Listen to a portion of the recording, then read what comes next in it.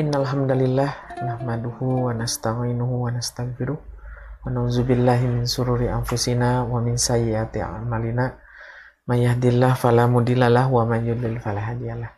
Asyhadu an la ilaha illallah wa asyhadu anna Muhammadan abduhu wa rasuluh la nabiyya ba'dah. Alhamdulillah ikhwatu iman yang dimuliakan Allah, kita berjumpa kembali di episode keempat Majelis Tazkiyah, di mana insya Allah kita akan membahas tentang ayat-ayat Tazkiyatun Nafs. Kalau Imam Ghazali mengatakan bahwa Tazkiyatun Nafs ini adalah ayat-ayat untuk mensucikan diri dari perbuatan yang tidak terpuji menjadi perbuatan-perbuatan yang disenangi oleh Allah Subhanahu wa Ta'ala. Dan insya Allah pada hari ini kita akan membahas topik yang sangat menarik gitu ya. Dan ini bisa dijadikan referensi dan menjadi sebuah cara untuk menjadi orang yang bagaimana 3 jalan menjadi kekasihnya Allah. Nah, siapa sih yang tidak ingin menjadi kekasihnya Allah? Siapa sih yang tidak ingin menjadi orang yang sangat dekat dengan Allah? Pasti semua juga mengharapkan itu yang diharapkannya.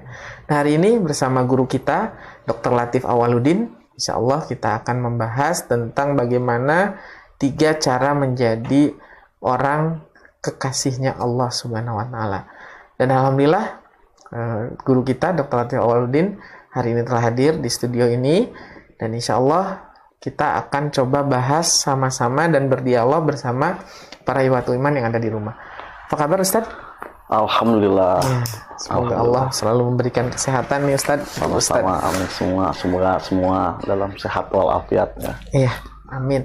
Ustaz, pokok bahasan ini adalah 3 jalan menuju kekasih Allah.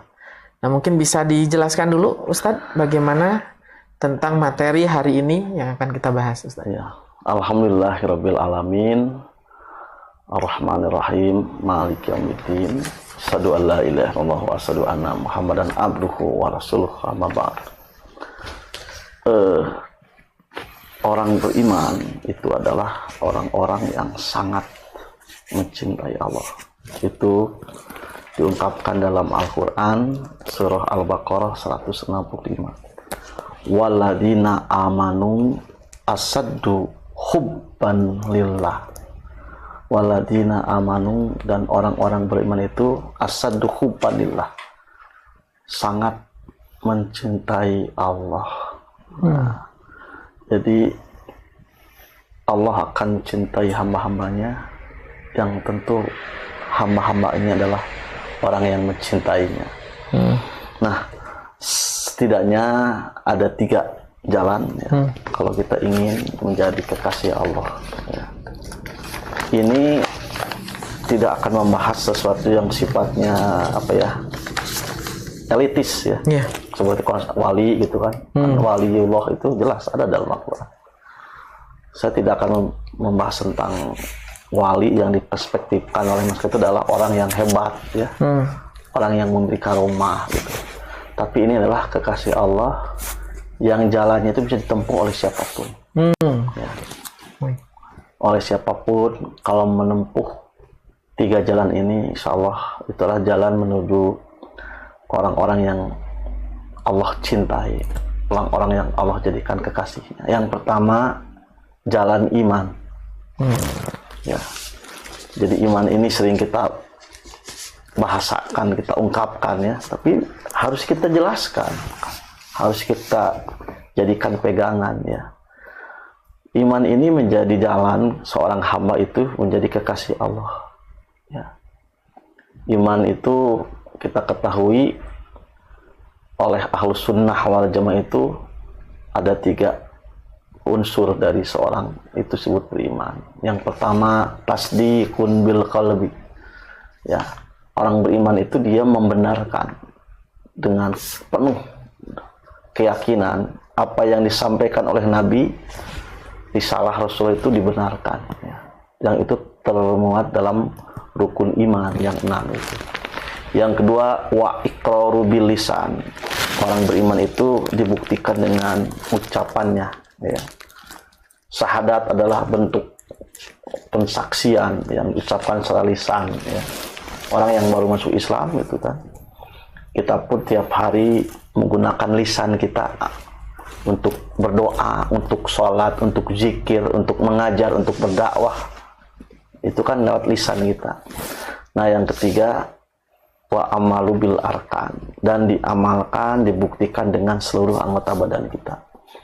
Nah, itu pengertian iman yang disepakati, karena ada kelompok dulu yang disebut dengan kelompok Murji'ah, iman itu cuman cukup yakin saja, udah. Walaupun dia maksiat apa, ya udah. Yang penting yakin. Yakin aja. Orang sudah cukup orang beriman kalau sudah yakin aja. Yakin kepada Allah, ya udah. Tapi para ulama Ahlussunnah wal Jamaah, iman itu harus 3 dimensi, ya.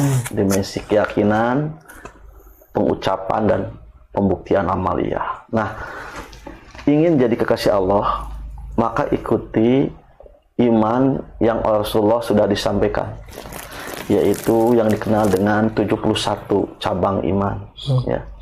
Dari sahabat Abu Hurairah, semoga Allah meridhoinya, berkata, qala Rasulullah sallallahu alaihi wasallam, al-imanu bid'un wa sab'un. Iman itu ada 71 golongan. Su'bah, ya.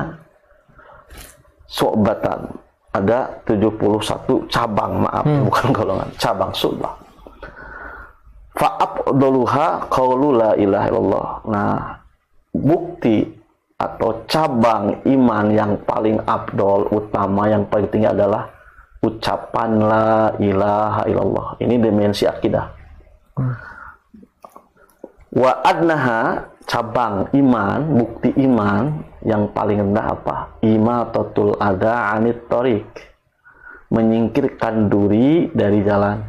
Itu iman yang paling rendah. Kalau kita mah budaya bersih, budaya peduli lingkungan, itu juga bukti orang beriman. Nah, terus wal haya'u syu'batun minal iman, dan sikap malu, budaya malu di orang Jepang kan sudah terkenal ya. Kalau dia gagal, malu harakiri. Iya. Tapi malu di sini adalah al haya'u iman. Rasa malu yang dorongannya iman, ya. Jadi di sini Rasulullah menyampaikan jalan iman itu ada 71 cabang iman itu. Yang paling afdol adalah mempertahankan kalimat la ilaha illallah. Yang paling rendah adalah menyingkirkan duri dari jalan. Di tengah-tengah ada al-haya'u minal iman. Nah, ini oleh para ulama diungkap, Rasulullah menyebut iman itu banyak cabangnya, dan Rasulullah memberikan contoh yang tertinggi adalah tauhid, contoh yang paling terendah adalah orang yang peduli. Jangan sampai di jalan itu ada yang mengganggu, gitu ya. Yang tengah-tengah adalah sikap malu. Oh, tengah-tengah itu sifat malu. Iya. Jadi sebenarnya ini representasi dari 3 amalan. Jadi iman itu ada amalan batin, qalbi, ya tadi tauhid, keyakinan, ada amalan sikap, ya tadi karakter. Orang itu harus punya rasa malu. Malu kalau tidak menunaikan kewajiban hak Allah. Nah, yang paling rendah itu adalah orang menyingkirkan duri, itu juga cabang dari iman. Menyingkirkan duri itu maksud begini, jangan sampai kita itu mengganggu orang di jalan. Contoh ya yang sederhana nih ya, cabang iman, contoh yang sederhana nih. Kalau kita parkir sok sangeunahna, orang parkir seenaknya sehingga orang lain mengganggu. Padahal itu bukan tempat parkir. Yang mau lewat jadi sulit, yang mau keluar juga. Itu termasuk duri di jalan. Jadi menafsirkan imatatul adha anit thoriq itu bukan hanya kalau ada duri diambil. Kita pun ketika di jalan jangan sampai memadaratkan, mengganggu orang lain. Ya, kadang-kadang kan di kita ya, maaf saja, di kita ini kadang-kadang berdesakan, jalannya sempit, ke rumah sempit, ada parkir sembarangan. Dia harusnya merasa ngaji diri, merasa bagaimana kalau orang lain kesulitan lewat di situ. Nah itu contoh gitu ya. Jadi Contoh konkret lah gitu. konkret kalau kita ingin jadi kekasih Allah, jalan iman, jalur iman saja. Dan iman itu apa yang tadi? Bukti-bukti yang sifatnya amaliyah. Memang iman yang paling tinggi adalah mempertahankan akidah. Jadi qaulul la ilaha itu artinya mempertahankan akidah, ideologi. Ya. Kalau orang sekuler dia punya keyakinan bahwa urusan dunia dan akhirat itu harus dipisah. Agama harus disimpan di masjid, di rumah ibadah.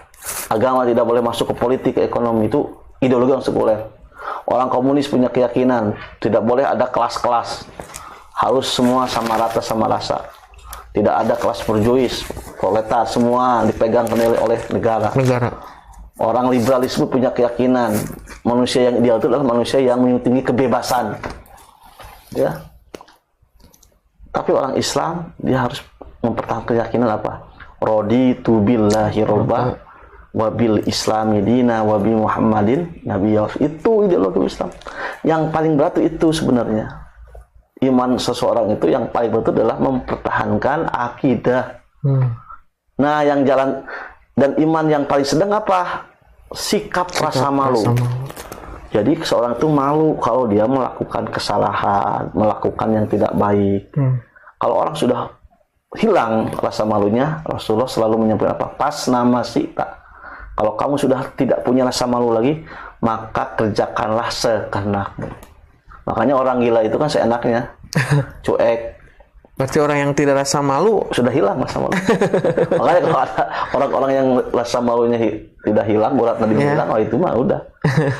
Nah, orang yang punya rasa malu, kalau saya melakukan seperti ini karena itu ada sebuah kesalahan, dosa, dia harus malu. Itu ciri orang beriman. Dan yang paling telah adalah tadi menyingkirkan duri dari jalan. Nah, kalau ingin jadi kekasih Allah, coba jalur yang pertama ini deh.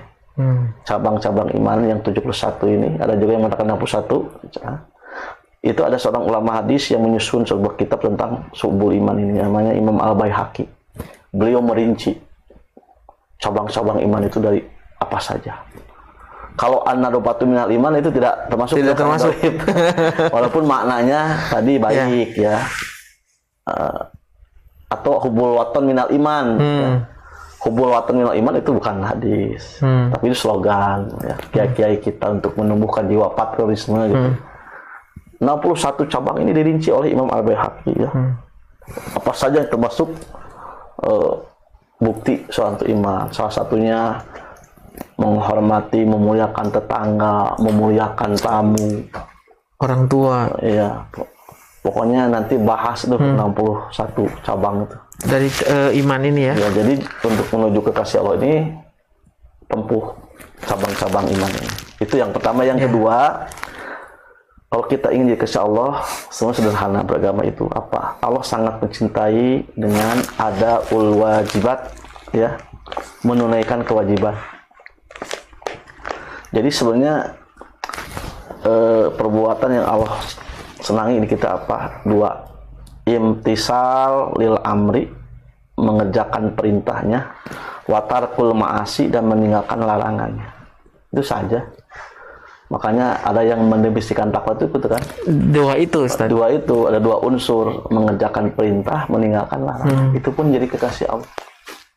Ya. Jadi saya tidak akan menjelas sesuatu yang rumit. Ingin menjadi wali Allah itu harus puasa 7 bulan. Itu. Ini saja. Pertama tadi jalan iman yang 61 cabang itu. Yang kedua tadi ada wajibat.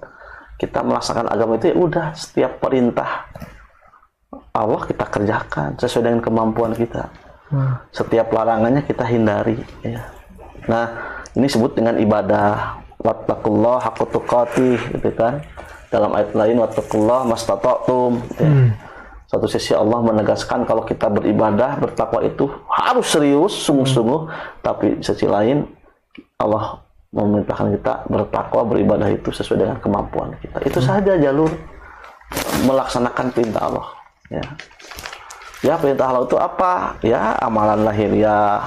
Yang paling berat itu perintah Allah itu apa? Fisabilillah. Jihad fisabilillah. Sholat tentunya ya, kewajiban itu kan sehari-hari. Sholat kalau Ramadan saumnya, berbuat baik, berbakti kepada kedua orang tua kewajiban. Nah yang paling tinggi adalah jihad. Itu juga jalan menuju kekasih Allah. Ada kewajiban. Jadi tadi ini 3 ya Ustaz. Yang pertama adalah jalan iman. Iya, yang kedua tadi ada kewajiban. Nah yang ketiga belum. Nah yang ketiga nih. Yang ketiga itu memperbanyak nawafil.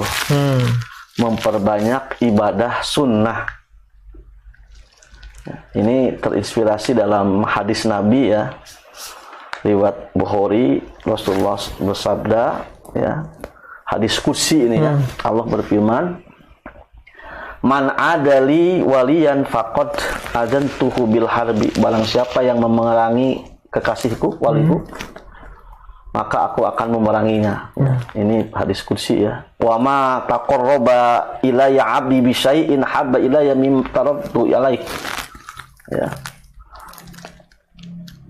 Hamba-hambaku senantiasa mendekatkan diri padaku dengan amalan wajib yang kucintai, dan hambaku senantiasa mendekatiku dengan amal-amal sunnah sehingga aku mencintainya. Nah, jadi ada perkataan begini, wa ma yajalu abdi yataqarrabu ilayya bin nawafil hatta uhibbahu. Ada hamba-hamba Allah yang mendekatkan kepadanya dengan cara bin nawafil, mengerjakan yang sunnah. Maka Allah menjawabnya, maka aku mencintainya. Barang siapa yang mengerjakan yang sunnah-sunnah, maka Allah akan memberikan apa? Maka pendengarannya, ya, pendengaran si hamba itu, Allah akan memberikan petunjuk. Penglihatannya berdasarkan petunjuk Allah. Kakinya berjalan sesuai dengan petunjuk Allah. Pokoknya ketika dia memohon, berdoa, maka aku akan mengabulkannya. Dan apabila dia meminta perlindungan, maka aku akan melindunginya. Nah inilah, jadi kalau kita yang suka melaksanakan ibadah yang sunnah, sholat sunnah, saum sunnah, ya, sedekah sunnah, yang namanya sedekah sunnah itu ya, itu sedekah, ya, infak, hibah dan sebagainya, maka Allah akan mencintainya ketika berjalan dengan petunjuk Allah, matanya dengan petunjuk Allah, pendengarannya dengan petunjuk Allah, tangannya dengan petunjuk Allah. Kalau dia berdoa akan diijabah.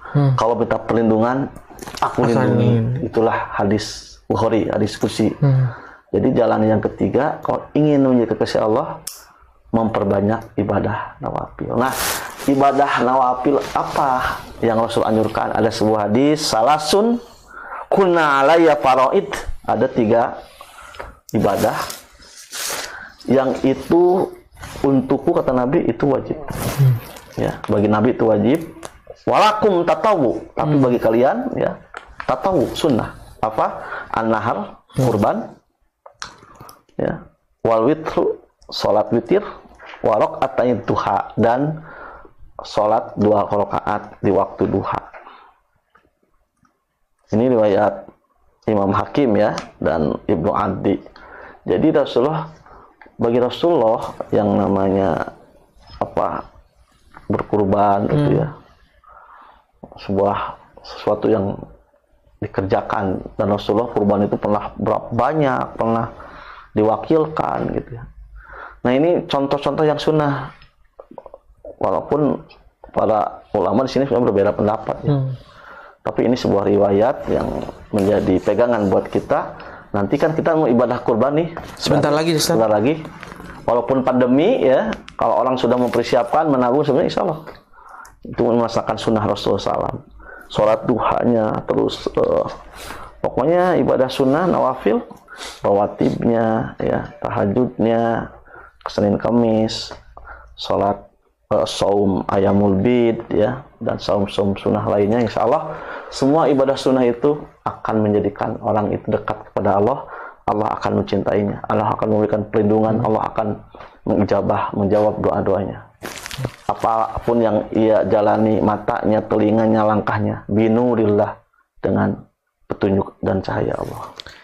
Iya, nih menarik nih Ustadz. Tadi di poin pertama yang budaya malu nih Ustadz, iman itu, dan kita baru tahu nih bahwa budaya malu adalah sebagian daripada iman, dan itu adalah merupakan tadi 70 dari 71 ya. Iya, coba. Jalan iman. Gitu. Nah, apakah memang masyarakat kita saat ini, mudah-mudahan kita bukan ikhwatu iman yang di rumah ini bukan termasuk golongannya gitu ya. Sepertinya rasa malu ini sudah mulai hilang, Ustadz, sedikit. Ya, dimana orang ketika bermaksiat itu tidak ada rasa malu. Bahkan mengumbar ya, terang-terangan. Kemudian ketika melakukan korupsi contohnya, gitu, dan dia tidak ada rasa malu gitu. Nah, itu gimana nih Ustadz untuk bisa mengkikis atau dan menajamkan rasa malu ini, apa yang harus dilakukan Ustadz? Iya, rasa malu ini kan timbul dari rasa keimanan ya. Ada rasa malu yang sifatnya tabiat ya. Misalkan ada orang kalau anunya kelihatan malu kan, itu sudah tabiat. Kalau misalkan dia ada apa sesuatu aib itu tabiat. Nah ya, yang di sini adalah al-haya'u al-imani. Rasa malu yang dorongnya adalah keimanan. Misalkan gini, orang lain misalkan maaf saja ya, kok kurban padahal orang-orang biasa. Sementara dia mampu, orang kaya berlebih tapi tidak kurban. Kan harusnya malu. Sama tetangganya. Iya. Kok tetangganya cuman misalkan biasa-biasa aja, guru misalkan ya. Rumahnya sederhana gitu. Kok dia kurban ya? Tapi ini orang yang kalau ngobrol itu em-eman gitu pas kurban nggak ada gitu. Terus ya. Malu gitu kan. Itu maksudnya. Jadi saya harus malu gitu. Padahal dia kan berarti budaya malu ini merupakan ciri keimanan tuh di situ ya Ustaz. Jadi dia malu kalau tidak melaksanakan hak Allah. Kewajibannya kepada Allah. Awalnya dari rasa malu itu bisa menumbuhkan tadi jalan keimanan tadi ya Ustaz. Itu kan tadi malu itu cabang dari iman tengah-tengah ya. Yang paling rendah kan tadi menyingkirkan duri. Iya, bersih. Makanya begini ya, kenapa membersihkan di jalan itu termasuk cabang iman yang paling rendah? Karena urusan kebersihan mah orang non muslim bisa lebih hebat, lebih bersih ya. Lebih bersih. Urusan budaya malu orang Jepang lebih hebat budaya malunya. Ya. Tapi yang memang paling malu itu adalah tadi mempertahankan akidah. Jadi rasa malu saja tidak cukup ya Ustaz. Tapi itu kadang-kadang begini ya. Dia akidahnya kuat, tapi jorok. Akhirnya imannya kurang lengkap. Berarti memang ada orang yang bersih, akhirnya bagus, tapi ngeraken. Nah, gitu. Maksudnya Islamnya kuat lah, tapi tadi malunya hilang. Jadi semua dimensi keimanan itu yang 61 atau 71 cabang itu ya, itu banyak kan. Itu harus dibuktikan. Jadi sebenarnya kalau ingin menjadi orang yang sempurna, insan kamil, kerjakan aja yang 71 cabang itu. Beres ya Ustaz. Beres. Tadi kan cabang iman itu salah satunya rasa malu. Apalagi memuliakan tetangga, orang tua. Itu kan baik semua, positif semua. Gitu ya. Berarti keimanan ini memang harus dipupuk dari habdu minallah juga. Iya, jadi ada habdu minallah, ada habdu minanas. Semua dimensi gitu. Nih Ustaz, ada yang menarik nih Ustaz berkaitan dengan ibadah sunnah. Ada sebuah kaidah yang mengatakan bahwa ibadah sunnah ini menjaga ibadah wajib. Dan itu gimana Ustaz? Itu. Jadi fungsi tujuan ibadah sunnah itu untuk melengkapi apa yang kurang. Bisa jadi gini, kita sholat yang wajib itu ya dalam keadaan tidak khusyuk, lalai. Nah, atau ditutup kekurangan ibadah yang wajib ini dengan sholat rawatibnya, dengan witirnya, dengan duha. Jadi ibadah sunnah itu salah satunya ada tadi. Biasanya tadi kita lalai pas yang wajib atau disebut dengan pahala dari ibadah yang sunnah. Iya. Nih Ustadz, ada sebuah pertanyaan. Ustadz, bagaimana cirinya orang yang dekat dan menjadi kekasih Allah? Iya. dalam Al-Quran para wali, para kekasih itu tentu adalah orang-orang yang beriman, orang yang bertakwa, orang-orang soleh. Jangan sampai jangan salah kaprah ya. Ada sebuah kitab tulisan dari Ibnu Taimiyah itu menarik ya. Perbedaan wali Allah, wali Rahman, wali Allah dengan wali setan. Gitu. Wali Allah itu ya sebagaimana yang dirumuskan dalam Al-Quran. Orang-orang yang taat, orang-orang yang menjalankan perintah Allah, orang yang bertakwa gitu. Tidak ada wali Allah itu ciri-ciri khusus. Kalau di masyarakat sudah pendekatannya historis dan sosiologis. Jadi disebut wali Allah itu ya tadi yang sakti-sakti. Ada perkataan dari ulama sufi yang menarik ini ya. Kalau ada orang yang bisa berjalan di air, atau kalau kamu melihat orang yang jalan di air, kan hebat ya. Kan dalam film-film sinetron kita kan hebat, sakti itu kan bisa ngapung ya, jalan di air. Nah, ada seorang ulama kalangan sufi yang soleh, kalau kamu melihat orang yang bisa berjalan di air, apakah dia wali Allah dan tidak, apa katanya? Lihat saja sholatnya. Jadi gitu, itu jelema teh hebat, wali, lihat saja ibadahnya.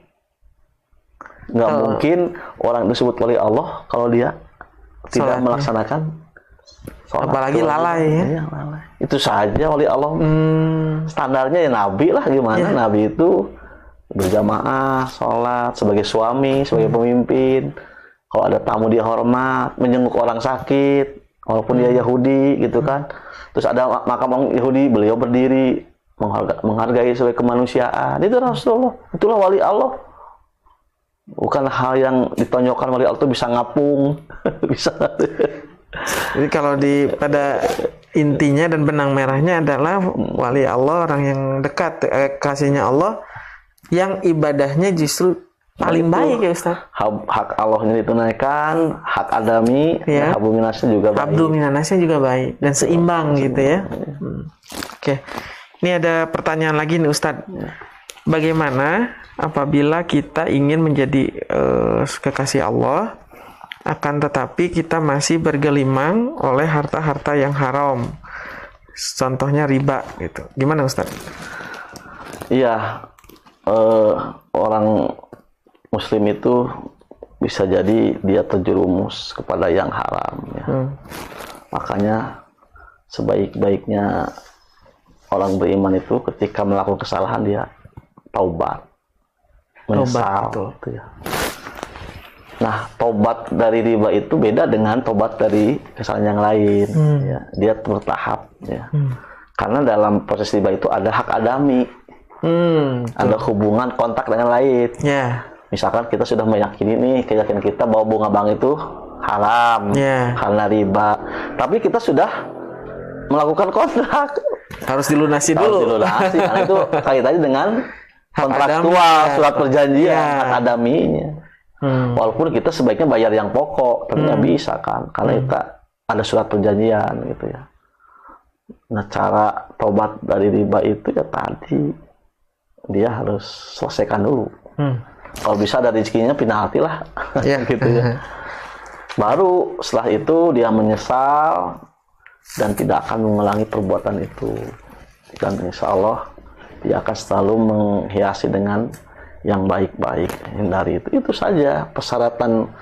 Makanya dalam kitab Riyadhus Shalihin, Imam Nawawi itu kan merintis ya, orang-orang soleh itu tadi, orang soleh itu juga manusia, dia pernah hilaf, salah, tapi ketika itu dia melakukan sebuah pertobatan, menyesal, tidak mengulangi lagi, tapi tidak boleh melanggar juga.